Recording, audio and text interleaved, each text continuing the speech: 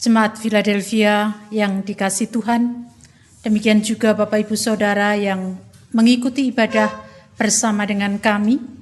Mari ibadah pada pagi hari ini kita awali dengan satu pengakuan bahwa penolong kita adalah di dalam nama Tuhan yang menjadikan langit dan bumi.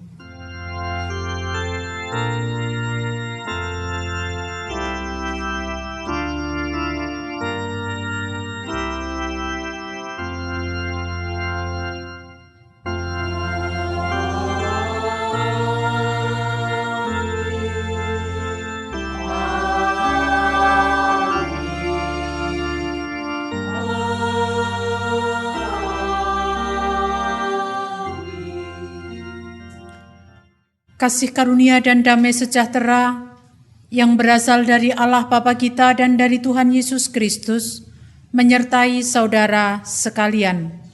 Dan menyertai saudara juga. Nats pembimbing dalam ibadah saat ini terambil dari 1 Petrus pasal 2 ayat yang kedua. Dan jadilah sama seperti bayi yang baru lahir, yang selalu ingin akan air susu yang murni dan yang rohani, supaya olehnya kamu bertumbuh dan beroleh keselamatan. Demikian tadi ayat yang akan membimbing kita dalam keseluruhan ibadah yang akan berlangsung, dan mari kita bersama menanggapinya dengan penuh sukacita menyanyikan Kidung Jemaat 60 bait 1 dan 5.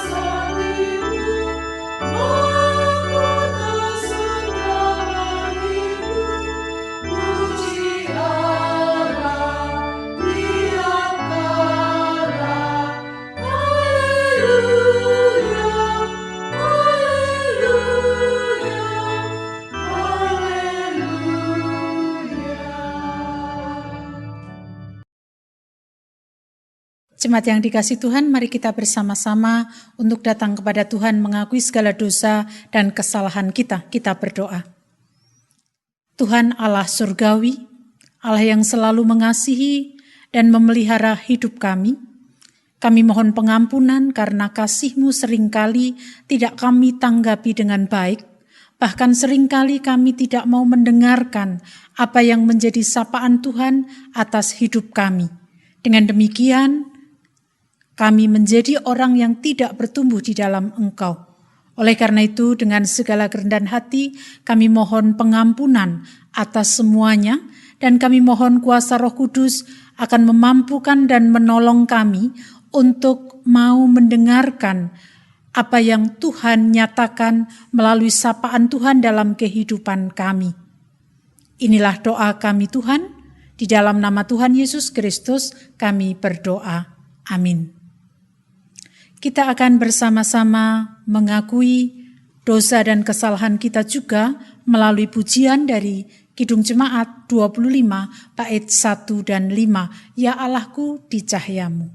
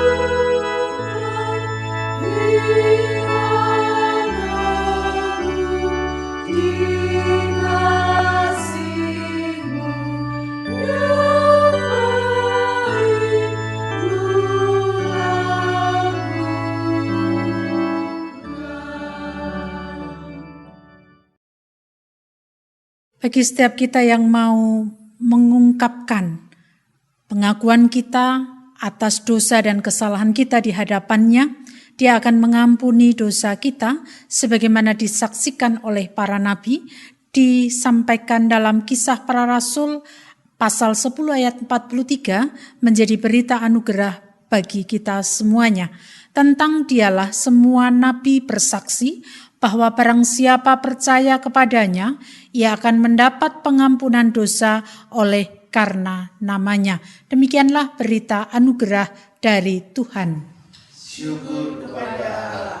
Kita sambut dengan pujian Kidung Jemaat 309 bait 1 dan 2, Biarku tumbuh di batangmu.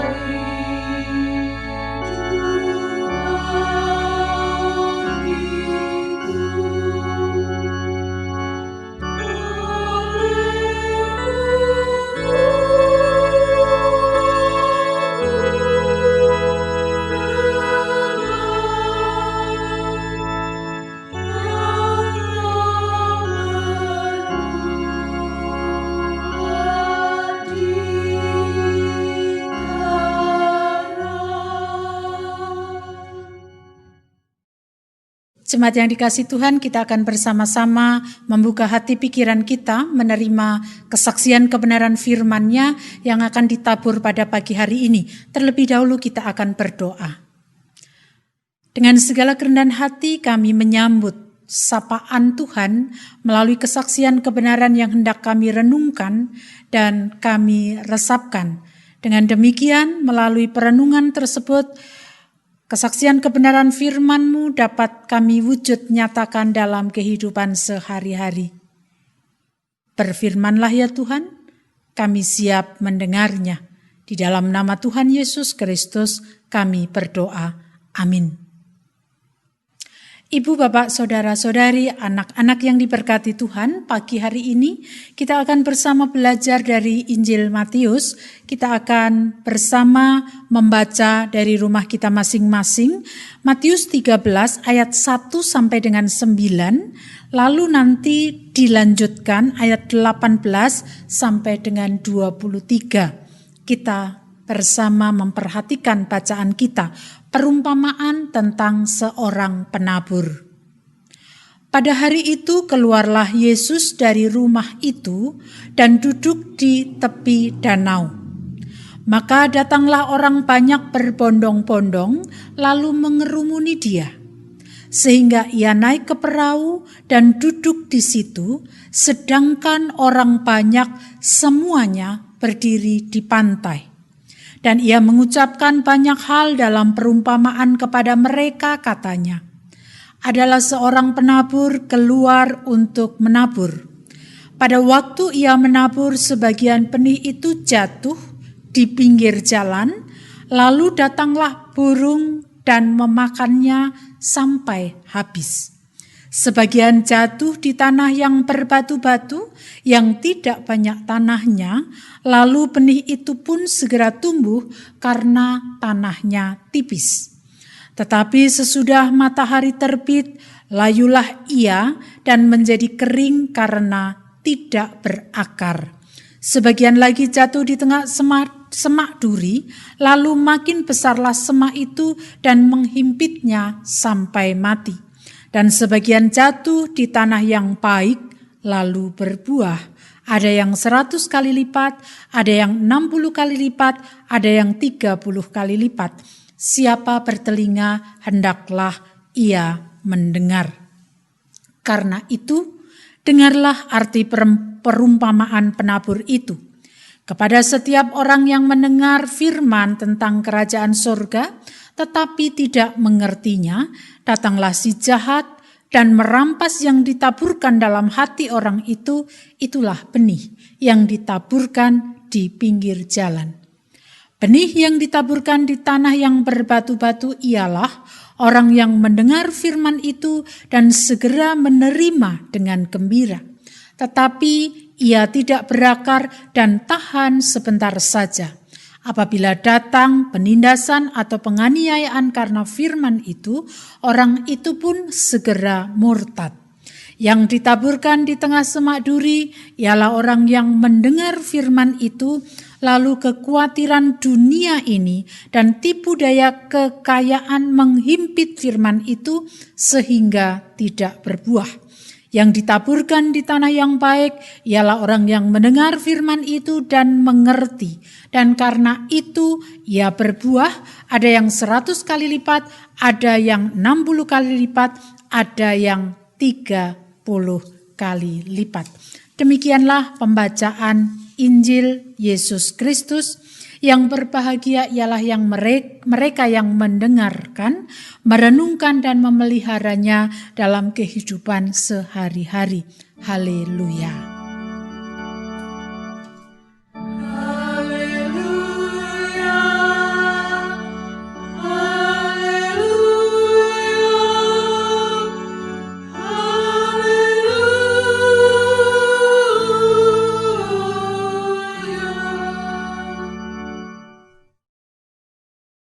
Jemaat yang dikasih Tuhan, bulan Juni kemarin kita bersama-sama memperingati Hari Lingkungan Hidup.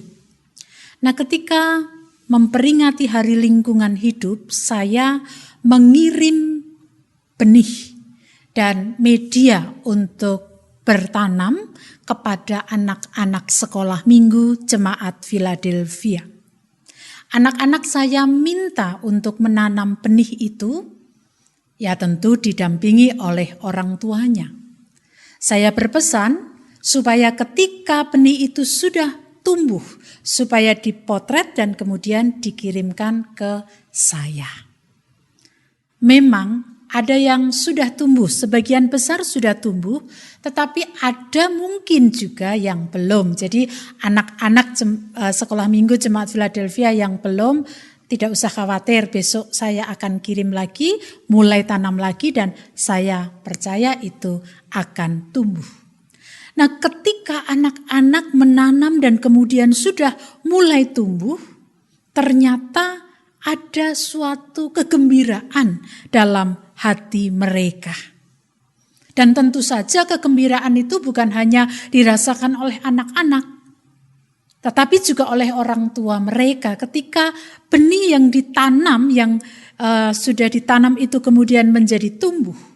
Nah, itu bisa saya lihat dari video yang dikirim ke saya, dari foto yang dikirim ke saya, memperlihatkan bahwa ketika ada sebuah pertumbuhan, ada suatu sukacita, ada suatu kegembiraan dalam setiap hati orang yang melihatnya.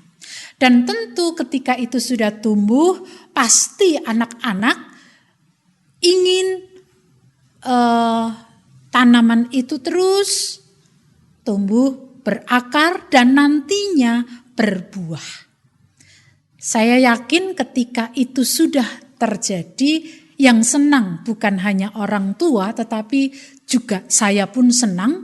Dan ketika ada orang-orang lain melihat, itu pun juga akan menjadi senang.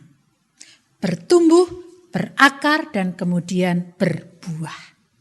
Bapak, Ibu, Saudara, Saudari, anak-anak yang dikasih Tuhan, bacaan kita pada saat ini berkisah tentang perumpamaan seorang penabur. Nah, perumpamaan ini disampaikan oleh Yesus yang pada waktu itu dikerumuni oleh orang banyak. Ketika orang banyak mengerumuni dia, kemudian dia naik ke perahu. Perahu ini bukan ada di tengah lautan atau danau, tetapi perahu yang ada di pinggir pantai. Nah, ketika Yesus naik ke perahu, dianggap itu seperti mimbarnya, supaya orang-orang yang mengerumuni dia bisa melihat Yesus yang naik ke perahu itu, dan kemudian Yesus berkhotbah. Apa isi khotbahnya? Sangat jelas dikatakan di dalam bacaan kita ayat 1 sampai dengan ayat 9. Yesus menggunakan perumpamaan tentang seorang yang menabur benih. Benih apa? Benih gandum. Nah, benih gandum itu seperti apa? Ya seperti padi, tetapi agak sedikit tebal dari benih padi. Nah, ketika benih gandum itu sebelum disebar, pasti ladang, bukan sawah ya, yang ada di sana bukan sawah tetapi ladang. Ladang itu akan dipersiapkan dengan baik. Nah, ketika ladang sudah siap, maka sang penabur akan menabur. Menabur itu berarti apa ya? Kalau tangan saya menggenggam benih, saya akan tebarkan begitu. Nah, Bapak, Ibu, Saudara, anak-anak bisa membayangkan kalau misalnya saya sebagai penabur kemudian yang saya genggam itu saya taburkan, tentu benih itu tidak semuanya masuk ke dalam ladang yang sudah disiapkan. Bisa saja kalau orang Jawa mencolot benihnya. Kemana? Ke jalan sebelah ladang itu. Tetapi bisa saja juga benih itu masuk ke dalam batu besar, karena di ladang pada waktu itu di bawahnya kadangkala ada batu dan juga bahkan ada semak duri. Bisa saja benih yang ditabur dilempar tadi masuk ke jalan, kemudian ke batu yang ada tanahnya, tetapi juga ke semak duri.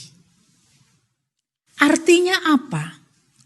Artinya bahwa tidak setiap benih yang ditabur masuk ke dalam ladang yang sudah disiapkan oleh seorang penabur. Nah, kalau kemudian yang masuk ke dalam ladang yang disiapkan oleh seorang penabur, maka itu kemudian akan kalau bahasa Jawa itu diuruk dengan tanah begitu, supaya benih-benih yang sudah ditabur tadi kemudian tertutup, tidak dimakan oleh burung. Berbeda dengan yang jatuh di jalan, dia bisa dimakan oleh burung. Sehingga benih yang ditabur di ladang itu akan tumbuh. Kalau sudah tumbuh, dia akan berakar, dia akan berbuah. Nah, perumpamaan benih yang jatuh di jalan, benih yang jatuh di tanah yang ada batu besarnya, benih yang jatuh di semak duri. Dan juga benih yang jatuh di tanah yang sudah disiapkan oleh penabur tadi. Itu sebenarnya hendak memberikan sebuah pengajaran kepada orang-orang pada waktu itu dan para murid. Apa yang ingin dikatakan Yesus? Arti dari 4 hal tadi. Ada 4 cara menerima kesaksian kebenaran firman Tuhan. Yang pertama, orang mendengar tetapi pikirannya kemana-mana sehingga tidak masuk ke dalam hatinya. Itu sebabnya tidak tahu apa yang didengarnya tadi. Dia mendengar tetapi tidak masuk dalam hatinya. Ya sudah jelas itu pasti tidak akan bertumbuh. Kalau dalam perumpamaan tadi akan dimakan burung dan sudah pasti tidak bertumbuh. Kemudian perumpamaan yang kedua, di tanah yang berbatu-batu. Artinya apa? Artinya ya kalau benih ditabur di tanah yang berbatu-batu, maka benih itu bisa tumbuh. Tetapi karena tanahnya banyak batunya, dia tidak bisa berakar. Karena tidak bisa berakar ketika ada sinar matahari, maka dia akan mudah layu. Artinya ada orang yang memiliki antusiasme untuk mendengarkan kesaksian kebenaran firman Tuhan. Tetapi itu hanya sesaat. Sehingga ketika ada permasalahan-permasalahan yang datang, dia akan mudah untuk putus asa. Karena apa? Karena tidak berakar. Dia punya antusiasme untuk mendengarkan tetapi tidak direnungkan. Tidak dirasa-rasakan. Tidak dipelajari lagi. Sehingga sudah kalau ada masalah gampang putus asa karena itu tidak tertanam di dalam hatinya. Itu yang kedua. Kemudian yang ketiga, benih yang jatuh di semak duri karena mungkin terlalu kencang sehingga dia masuk ke semak duri. Artinya apa? Benih yang jatuh di semak duri tadi dia bisa tumbuh tetapi karena ada semaknya maka dia akan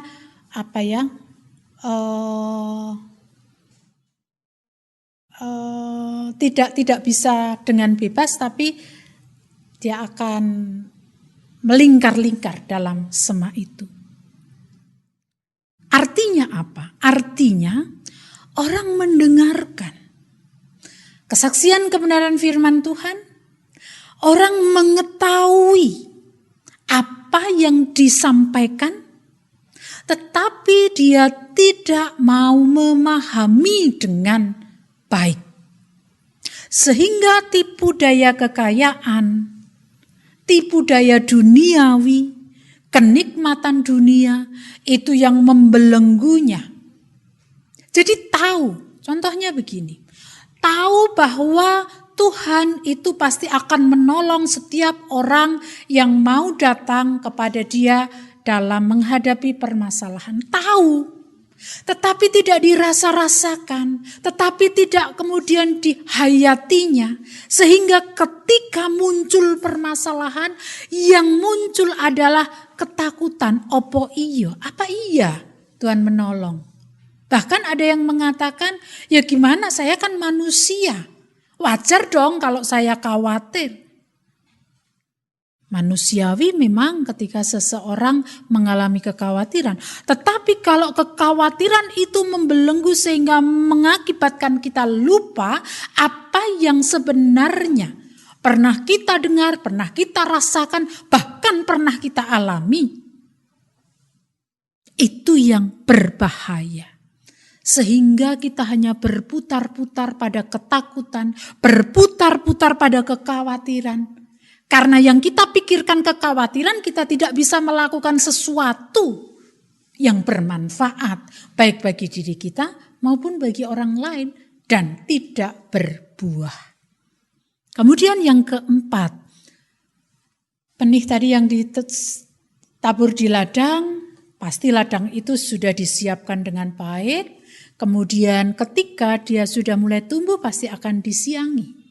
Nah nanti anak-anak yang sudah menanam kemarin, lain waktu saya akan beri pupuk supaya dia ketika sudah berbunga saya akan beri pupuk supaya tanaman yang sudah tumbuh kemarin itu akan bisa menjadi berbuah.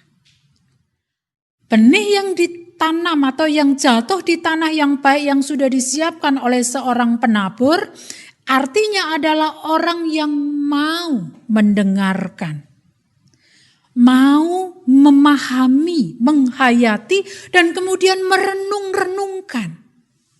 Kalau hari ini kita mendengar, tidak cukup hari ini kita dengarkan.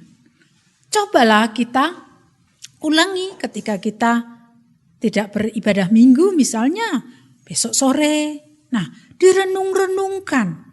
Nah, kalau itu sudah direnung-renungkan, dan ternyata itu betul, ya dilaksanakan. Nah, yang dilaksanakan itulah yang kemudian menghasilkan buah.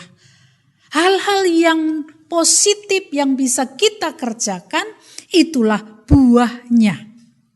Walau memang tidak sama dengan apa yang akan kita kerjakan. Tidak sama apa yang dikerjakan satu orang dengan orang yang lain. Bisa, tetapi bukan banyak sedikitnya. Namun sejauh mana kita memberikan buah dalam hidup kita. Tuhan tidak melihat sedikit banyaknya, tetapi Tuhan melihat niat kita untuk berbuah dalam hidup ini melalui karya kita. Ibu, bapak, saudara-saudari, jemaat yang dikasihi Tuhan, melalui bacaan ini kita diingatkan bahwa iman yang ada di dalam hidup kita, dalam diri kita, itu harus selalu bertumbuh. Kalau sudah bertumbuh, itu harus berakar kuat. Supaya nanti bisa berbuah tindakan-tindakan yang baik tadi. Nah, bisanya seperti itu, yaitu tidak bisa kemudian satu kali saja membaca, mendengarkan, selesai. Tidak. Harus kita ulangi, kita renungkan, kita hayati bagaimana pengalaman hidup kita. Sehingga setelah itu kita dapat memberikan buah, yaitu pekerjaan-pekerjaan yang baik. Jadi iman kita akan memberikan buah kalau dirawat, dipelihara, dipupuk, disiangi, disirami. Menggunakan apa? Menggunakan kesaksian kebenaran firman yang bisa kita baca. Pertanyaannya adalah, seberapa waktu kita berikan untuk Tuhan melalui membaca Alkitab? Ada yang setiap hari membaca Alkitab 10 menit saja, setiap hari. Mungkin ada, tetapi mungkin ya gak sempat. Atau mungkin ya ada saja alasannya. Nah, bagaimana benih yang sudah ada dalam hati kita itu bisa berakar dan bertumbuh, berakar dan kemudian berbuah kalau tidak pernah disirami, kalau tidak pernah dirawat, kalau tidak pernah dipupuk. Nggak ada artinya. Maka saat ini kita dipanggil untuk terus merawat apa yang Tuhan anugerahkan kepada kita melalui ketekunan kita belajar apa yang dinyatakan Tuhan melalui kesaksian kebenaran firman-Nya, melalui relasi kita dengan Tuhan dalam doa-doa kita. Saya yakin kalau itu kita kerjakan, pasti hidup kita akan berbuah apa? Baik, gak suka ngerasani. Hidup kita akan berbuah apa? Berbuah suka membagi. Berbuah apa? Berbuah kita tidak dendam kepada orang. Berbuah apa lagi? Kita peduli dan empati kepada orang lain. Dan masih banyak sekali buah-buah yang bisa kita hasilkan. Kalau kita tidak pernah memelihara apa yang sudah Tuhan anugerahkan dalam hidup kita, tidak akan berbuah. Sehingga gampang rasani, gampang marah, gampang putus asa, gampang untuk dendam, dan lain sebagainya. Kembali kepada kita, maukah kita menjadi orang yang memiliki hati lembut, yang senantiasa memelihara iman kita melalui kesaksian kebenaran firman yang kita renungkan, melalui relasi kita kepada Tuhan dalam doa-doa kita. Ketika kita menyediakan diri untuk dibentuk oleh Tuhan, Tuhan pasti akan menolong dan memampukan kita. Mari kita menyediakan diri untuk dibentuk, memiliki hati yang lembut di hadapan Tuhan, supaya kita bisa bertumbuh, berakar, dan berbuah. Amin. Saat teduh bagi kita semuanya.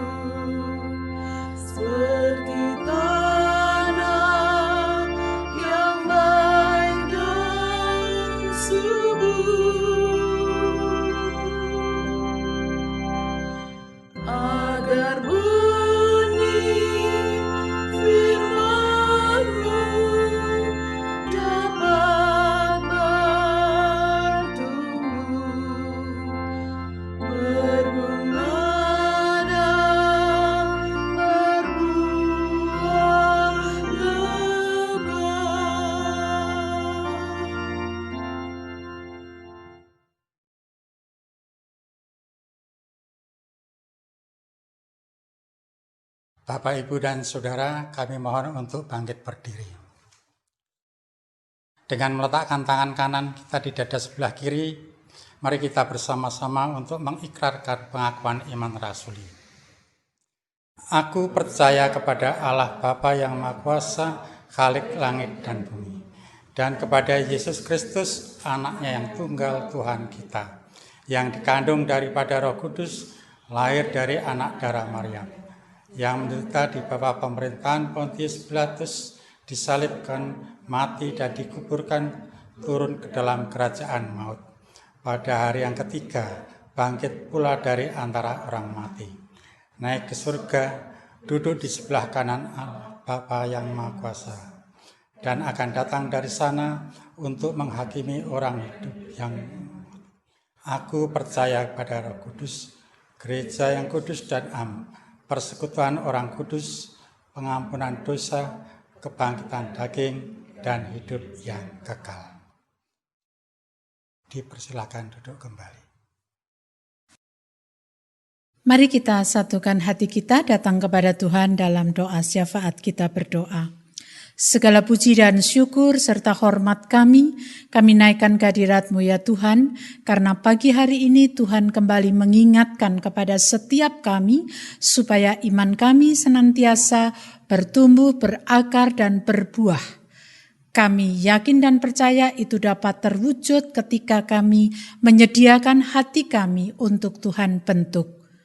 Kami serahkan hidup kami kepada Tuhan, dan biarlah Tuhan sendiri yang akan menolong dan menopang kami. Pada saat ini kami hendak menyampaikan setiap pergumulan hidup kami di tengah pandemi COVID-19, utamanya di tengah kehidupan bangsa dan negara kami, yang saat ini sedang mempersiapkan diri untuk memasuki kehidupan new normal. Kami tidak tahu apa yang nantinya harus terjadi, tetapi kami percaya dalam masa persiapan ini Tuhan akan memampukan kami dengan bijak untuk mempersiapkan diri secara dewasa memasuki kehidupan new normal. Kami berdoa untuk pemerintah, Tuhan memampukan mereka dalam menghadapi pandemi COVID-19 dengan segala kegiatan, rencana yang harus dikerjakan. Tuhan menolong mereka, dan biarlah itu benar-benar untuk kesejahteraan masyarakat. Kami berdoa untuk masyarakat yang terdampak oleh karena pandemi COVID-19, berkenan Tuhan terus menguatkan, dan dengan segala upaya yang dilakukan selama ini, biarlah berkat Tuhan selalu tercurah atas mereka. Demikian juga kami berdoa untuk gereja-gereja Tuhan, mampukan untuk senantiasa bijak dalam memasuki masa new normal, supaya gereja-gereja Tuhan pun juga menjadi sarana kehidupan di tengah dunia ini semakin lebih baik lagi.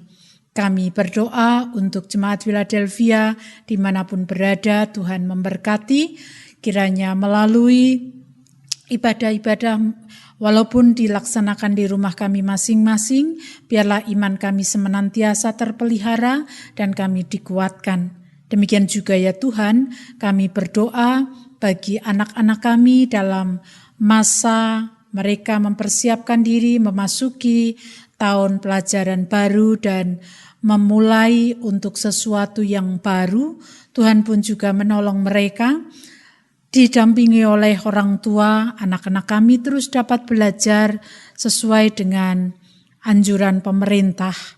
Kami menyerahkan juga untuk sekolah-sekolah yang mempersiapkan diri untuk mengajar anak-anaknya dalam sebuah metode yang baru. Tuhan pun juga memampukan guru-guru untuk dapat melakukannya dengan baik. Kami berdoa untuk saudara-saudara kami yang bergumul terkait dengan kondisi ekonomi rumah tangga. Tuhan memberkati dan Tuhan selalu menolong, menguatkan supaya kondisi ekonomi rumah tangga setiap jemaat-Mu senantiasa dapat berjalan sesuai dengan apa yang Tuhan kehendaki.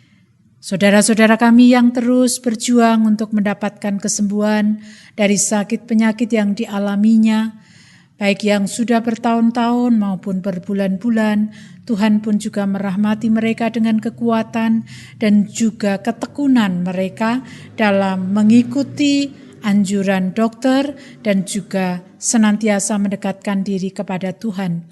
Bapak Mariman, Bapak Nugro Yulianto, Bapak Suratijo, Bapak Widiatmojo, Bapak Mugiarto Hadi, Ibu Arista Kurniawati, Ibu Wartini, dan juga saudara-saudara kami lain yang tidak bisa kami sebut tetapi membutuhkan kekuatan dan kesehatan dari Tuhan. Jamahan tangan kasih Tuhan senantiasa kami harapkan. Kami juga menyerahkan setiap pekerjaan kami, pergumulan kami, ke dalam tangan kuasa Tuhan melalui pekerjaan dan pergumulan yang kami kerjakan, yang kami lalui. Itu menjadi sarana bagi Tuhan untuk membentuk kami menjadi pribadi yang berharga dan bermartabat di mata Tuhan. Inilah syafaat kami kepadamu Tuhan, kesempurnaan atas doa ini kami serahkan di dalam nama Tuhan Yesus Kristus yang telah mengajarkan kepada kami doa Bapa kami.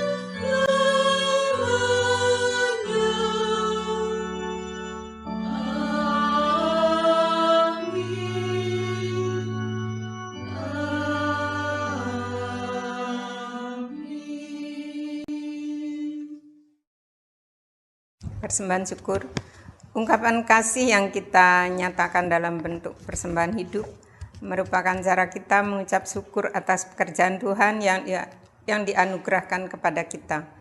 Dasar persembahan diambil dari 1 Tawarikh 29 ayat 17. Aku tahu, ya Allahku, bahwa Engkau adalah penguji hati dan berkenan kepada keikhlasan, maka aku pun mempersembahkan semuanya itu dengan sukarela dan tulus ikhlas. Dan sekarang umat-Mu yang hadir di sini telah kulihat memberikan persembahan sukarela kepadamu dengan sukacita. Kita menyanyikan Kidung Jemaat 433 bait 1 dan 2. Aku suka membagi.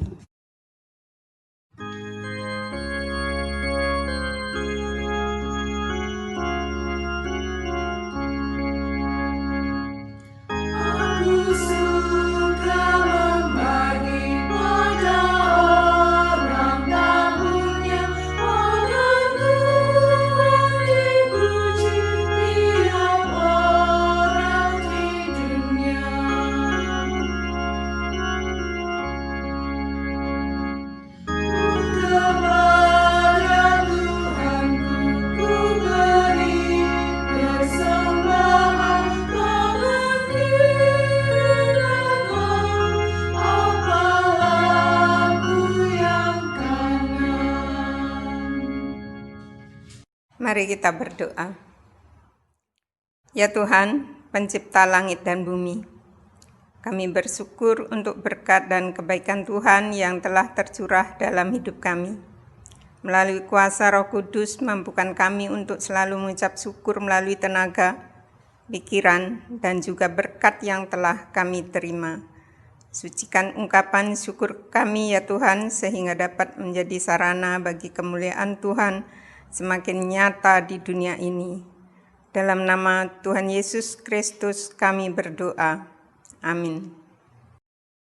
Sebagaimana benih yang disebar, kemudian tumbuh, berakar dan kemudian menjadi berbuah, itulah iman yang senantiasa harus kita wujud nyatakan dalam kehidupan kita, dan kita juga dipanggil untuk menjadi penabur dalam kehidupan dunia ini. Kidung Jemaat 341 bait 1 dan 3 kita akan pujikan bersama-sama sebagai tanggapan atas panggilan Tuhan, kuasa-Mu dan nama-Mu-lah.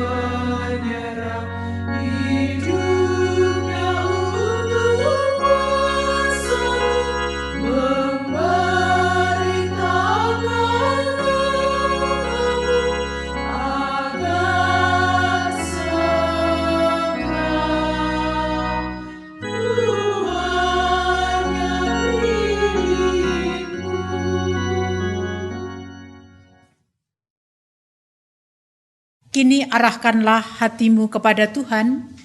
Kita akhiri ibadah di rumah kita masing-masing dengan sukacita. Lanjutkan hidup dan teruslah berkarya bagi Tuhan. Terimalah berkat-Nya.